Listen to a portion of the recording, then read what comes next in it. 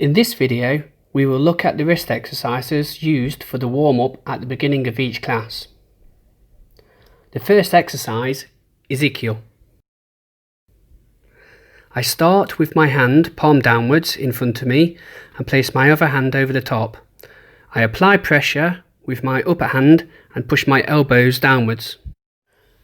I ensure the pressure is being applied on my wrist joint. I can gooseneck my wrist and apply pressure this way. To do it correctly, my elbow must not be up. As I apply the pressure to my wrists, I push my elbows downwards, like so. I apply the pressure, then release, then repeat.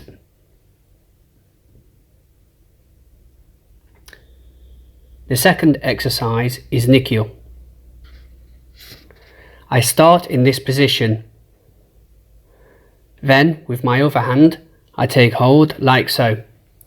I start to rotate my hands and bend my elbows. I release and repeat. As I rotate my wrist, I imagine my little finger going towards my nose and the wrist rotating downwards. I take hold of the whole of the hand. My thumb reaches over and takes hold in the palm. I ensure my elbows push down as I rotate the wrist.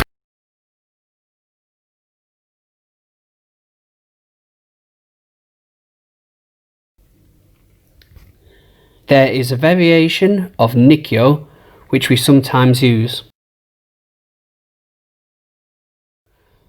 I hold the wrist like so, and then I rotate my free hand towards me over the top of the arm.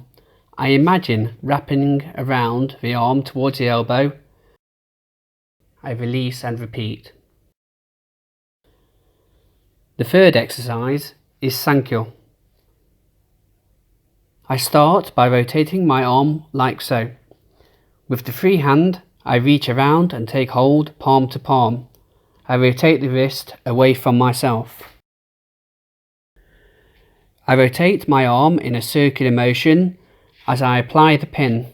As I rotate, I release the pin and then repeat the rotation. The fourth exercise is Yonkyo. We don't always practice this.